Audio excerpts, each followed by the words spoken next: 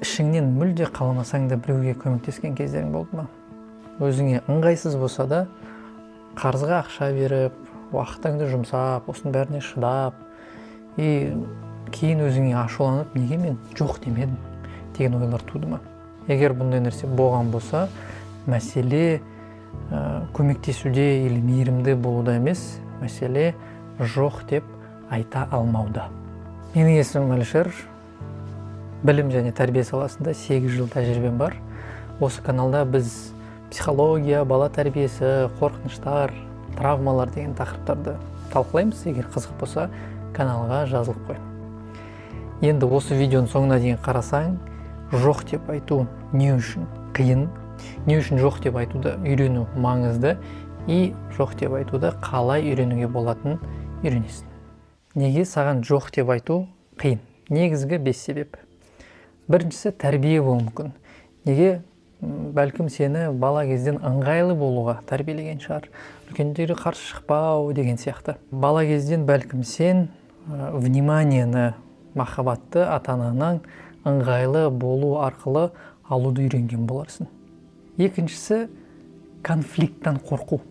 Бәлкім сен біреуге жоқ деп айтқан кезде араларыңызда бір конфликт, түсініспеушілік болып қала ма деп қорқатын шығарсың. Сол үшін конфликттен қашу үшін саған ыңғайсыз болып тұрса да сен жоқ деп айта алмайсың, бүкіл нәрсеге келісе бересің. Үшіншісі, сен бәріне ұнағың келеді. Бүкіл адаммен қарым-қатынасың жақсы болған қалайсың. Адамдар сені жақсы, ыңғайлы деп білсін деп ойлайсың, мінсіз деп білсін деп ойлайсың. И адамдарға сен жоқ десең, олар сені жаман деп ойлап қалады деп қорқасың.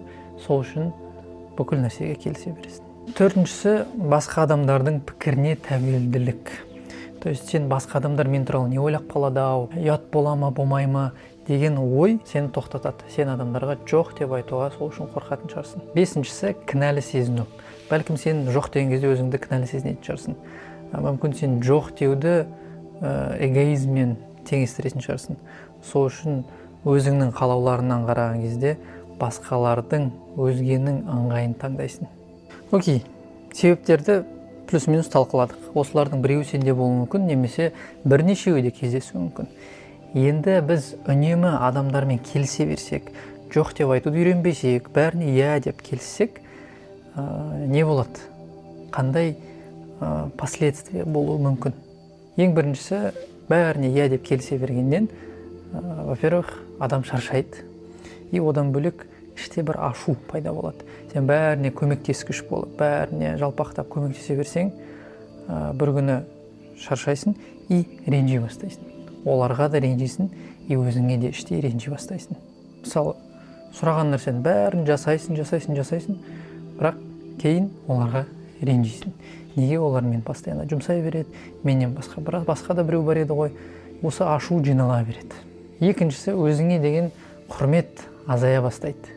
Сен өз шекараңды қорғай алмағаның үшін басқа адамдарға салпақтай бергеннен өзіңді елемей бастайсың. И өзіңді құрметтемегеннен кейін де басқаларға жоқ деп айта алмағаның үшін өзіңе ренжи бастайсың. Үшіншіден, адамдар сені пайдалана бастайды. Сен бәріне иә деп келісе бергеннен кейін адамдар да бұған үйреніп қалады. И өзінің жұмыстарын саған ысыра береді. Біраздан кейін сенің еңбегіңді, сенің көбегіңді уже адамдар норма деп қабылдайды. И так ол істеу керек, ол өзі сондай деп адамдар уже мойныңа отырып алады. И соңында бұл нәрсе неге әкелуі мүмкін? Төртіншісі, сен өз өміріңді емес, басқа адамдардың өмірлерімен өмір сүре бастайсың. Неге? Уақыт өте келе сен өзің не қалайтыныңды ұмыта бастайсың. Мысалы, сен мамандық таңдаған кезде өзің қалаған нәрсеңді емес, саған қоғам айтқан нәрсені, болмаса ата-ана, болмаса тағы да басқа біреу айтқан нәрсені жасай бастайсың. Мамандықты өзің үшін емес, басқа біреу үшін таңдайтын боласың. Әрдайым бәріне келісу арқылы адам біртіндеп өзін жоғалта бастайды. Енді неге жоқ деп айтуды үйрену маңызды? Жалпы жоқ деп айту өте маңызды бір скилл, бір дағды. Бұны үйрену өте маңызды. Мысалы, адам жоқ деп айта алмағаннан, ол басқа адамдардың ықпалымен өмір сүреді. Біреуден қорыққаннан или біреуге ұнағысы келгеннен келісе береді. Соның кесірінен токсичный қарым қатынас, болмаса жаман бір орта, болмаса бір қате шешімдер қабылдау өте оңай. Мысалы мен университетте студенттермен көп сөйлесем, шылым шегетін, темекі шегетін студенттермен сөйлескен кезде не үшін бастадың бұны деген кезде, бұл зиян, оның бәрін айтқан кезде бала бәрін біледі, бүкіл бәрін түсінеді. Бірақ қалай бастадың деген кезде почти барлығының айтатын нәрсесі бір: достарым бастады, болмаса мен жұмысқа кірдім, жұмыстағылар темекі шегетін, болмаса айналамдағы адамдар темекі шегіп бастағаннан кейін мен де бастадым, қызыққаннан дейді. Бірақ білдім, түсіндім, но ортам сондай болғаннан кейін мен де бастап кеттім дейді. То есть сол ортаның бір идеологиясына жоқ деп айта алмаған үшін ол да соларға еріп, бұл әдетті өзі де бастап кетті. Жоқ деген сөз ол бір защита, бір қорғаныс.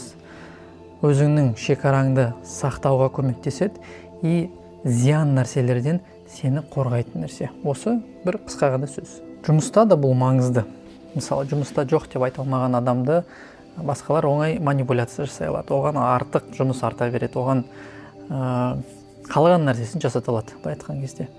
Или мысалы бір переговоры болады, саудаласқан кезде жоқ деп айта алмаған адам, ол уже өзін бір ұтылған бір позицияға қоятын болады.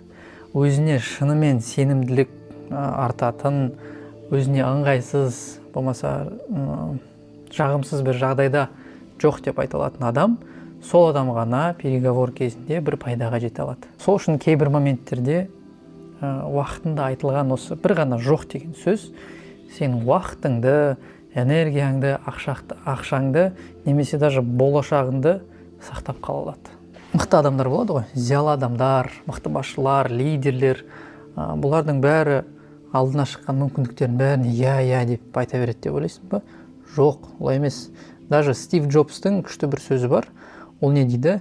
Мен жасаған дүниелеріммен қаншалықты мақтансам, жасамаған дүниелеріммен де соншалықты мақтанам дейді. Стив Джобс жоқ деп айтуды өте маңызды көретін. Керек емес нәрселерге жоқ деп айта білуді өте маңызды деп көретін. Енді тағы да бір мысал. Енді универде жұмыс істегеннен кейін студенттермен мысал келтірем. Бір студентті айтайық. Достары оны күнде қыдыруға шақырады. Бұл студент оларға я деп айтады. Я деп айту, потому что жағымды, өзіне де ұнайды, қыдырғысы келеді. Көңіл көтереді, бәріне ыңғайлы болады, бәріне жақсы, ешкімді ренжітпейді. Бұл қысқа бір мерзімдегі пайда. Бірақ екінші студент бар, ол достарына жоқ дейді, сол уақытын қалай өткізеді? Сабағын оқиды, мамандығын меңгереді, тіл үйренеді, болашағын құрғысы келеді.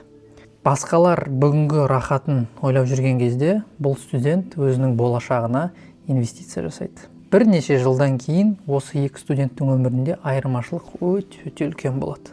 Бірі демалыстан демалысқа өмір сүреді, ал екіншісі өзінің армандаған өмірін құрады. Кейде жоқ деген сөз мүмкіндікті жоғалту емес. Бұл өз болашағыңды қорғау.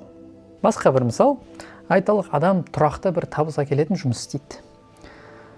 Бірақ бұл өзінің жұмысы емес, бұл өзінің жолы емес екен іштей сезеді. Сөйтіп осы қысқа мерзімді қауіпсіздік, стабильностьқа жоқ дейді.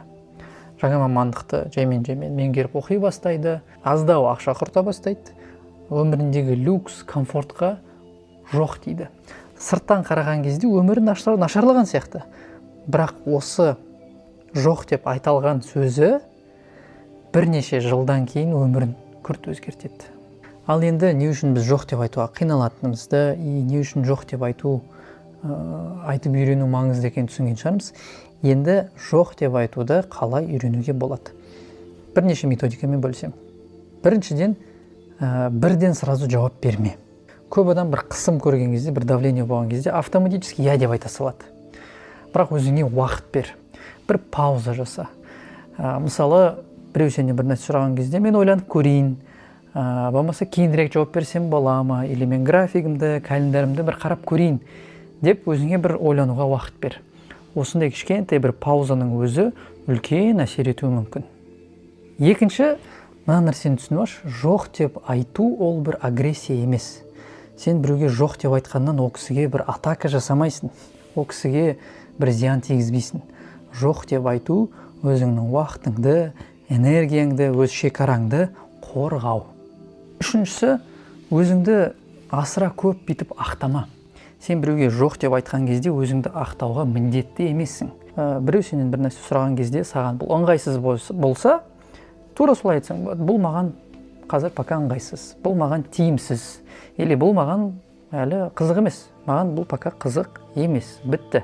Ары қарай ақталудың, мен просто мынандай болып тұр, мен қазір бүйтсем маған ыңғайсыз, қажет жоқ. Сен өз-өзіңді жоқ деген кезде ақтауға міндетті емессің. Төртіншісі, кішкентай бір нәрседен баста. Сразу бүйтіп үлкен бір конфликтке кіріп, ой, жоқ, мен оны істемеймін деп айтудың қажет жоқ. Кішкентай бір нәрселерге жоқ деп айтуды үйрен. Сонда сенің түп санаң, миың бұл нәрседен қорықпай бастайды. И жаймен сен сөйтіп басқа нәрселерге де жоқ деп айтуды үйренесің, и бұл саған уже норма болып қалады.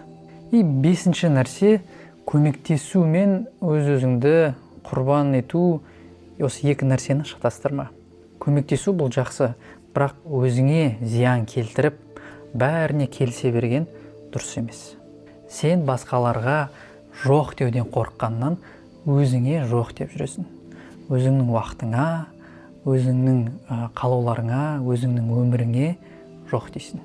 Егер осы видео саған қызықты, пайдалы болса, онда каналға жазылып қой. Сұрақтарың қалса төменге жаз. Егер сенің таныстарынан, достарынан осы видеоларға пайдалы болады деген біреу болса, соларға да жіберіп бөліс. Ал егер сенің ойың, сенің тағдырыңа, өміріңе қалай әсер ететінін түсінгің келсе, келесі видеоны қарасаң болады.